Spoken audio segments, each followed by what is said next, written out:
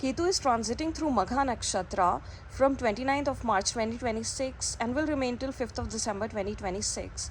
So this is the deepest karmic phase of the Leo transit cycle for you. Now see, I've already made a video series last year on Rahu Ketu transit, and I've made one this year on the Rahu transit for this year 2026, and this is specifically for Ketu transit. Now, Magha represents ancestors, lineage, karmic inheritance, authority, patterns, emotional memories carried through generations. So, for you, Capricorn, this transit activates deep transformation around intimacy, emotional bonding, how you are vulnerable in relationships, and how you deal with shared resources and deep psychological healing. So anything that surfaces for you at this point, it is for you to release and heal, not avoid, but release and heal. See, Ketu represents detachment, karmic release, and spiritual refinement. It is something that you have already mastered in the past lives. So this life, your focus is where Rahu is and where Ketu is. You're supposed to see, with both Rahu and Ketu, like one thing you really need to understand, you have to find that balance in the Rahu Ketu axis, whether it is where it is transiting in your birth chart in the current moment, or where it is placed in your native chart at the time of your birth. Alright, now Ketu works by removing emotional excess and exposing hidden truths, because 8th house is also connected with hidden truths. So it is going to reduce your attachment to control, dependency, and emotional obsession. Now see, you can think of it as the hermit mode in tarot, where you are in your solitude and you are reflecting, introspecting, and in that meditative state, which increases your inner awareness and subconscious understanding. All right, so see, 8th house, we already know it governs intimacy, emotional merging, vulnerability, shared finances, inheritance, transformation, hidden psychological patterns, occult and mystical sciences, sudden ups and downs, death and rebirth. Now I've also made a video just yesterday on 8th house in depth. You can watch that. It talks about the 8th house in detail, so can be helpful for you. And see, this represents emotional depth, control, trust, and the unseen side of relationships. Why? Because now it is second to the 7th house, all right, and it is 8th from your ascendant, and 8th house is one of the hidden house,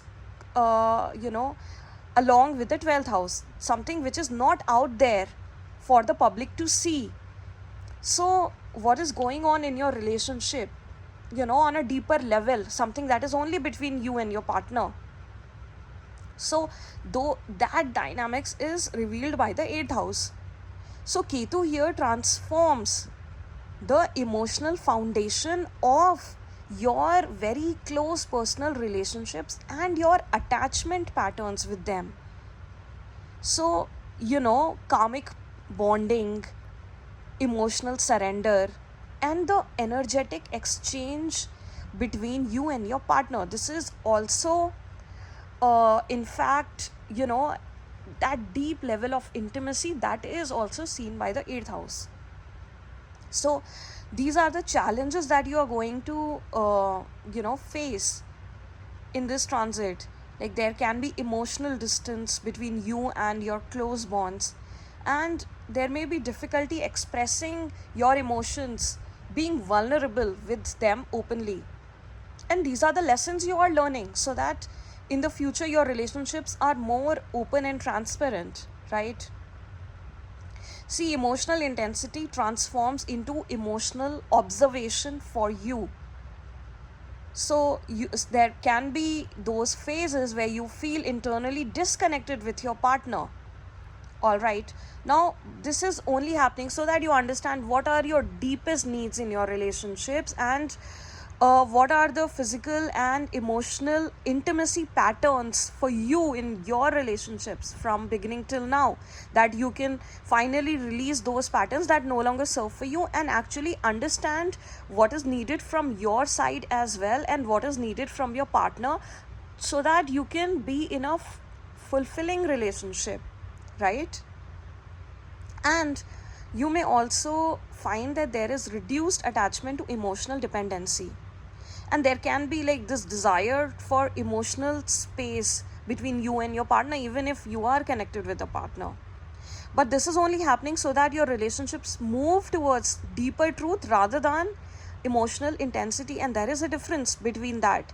When you understand that, life becomes simpler for this. And see, even this transit, what is this trying to do for you? It is actually simplifying your life. Eighth house is all the heavy baggage that we carry with ourselves that actually, become blockages for us to move forward in our life in different aspects. So this transit is actually increasing resilience during times of uncertainty, and it is helping you become emotionally independent, and also that your long term stability planning improves through this transit. And also you are not entangled in unnecessarily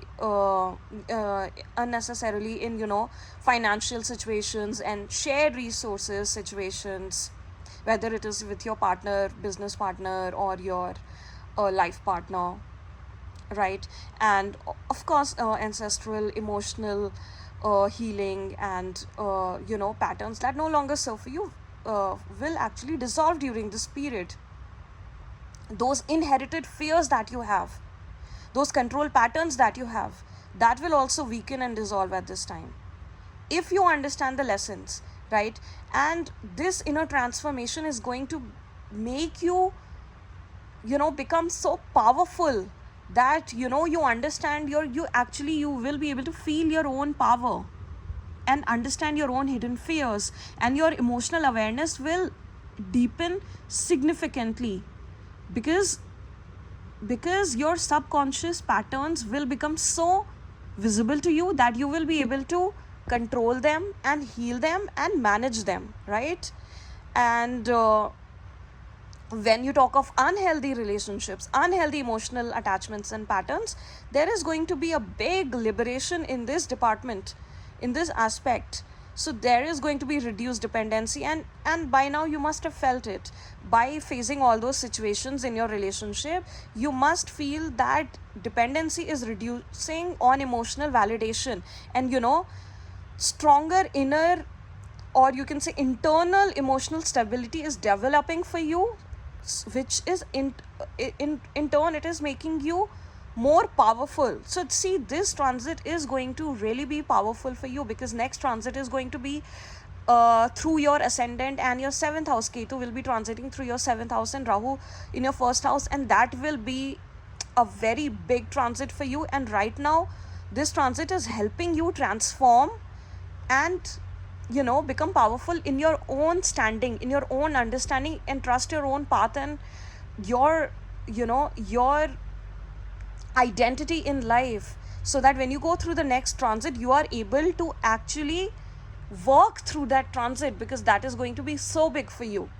All right, so take this transit very positively. And now when we talk of health, then yes, please try to just take enough rest and do a lot of cleansing and releasing exercises, and let your routine be very stable. Okay, so your digestive sensitivity can increase at this point, and even hormonal sensitivity. So just try to not let your energy fluctuate too much, and let your nervous system be grounded and emotionally let yourself stay emotionally balanced at all times. And if you're doing it right, this transit is actually going to be absolutely powerful for you, Capricorn. So God bless you, love and light to you.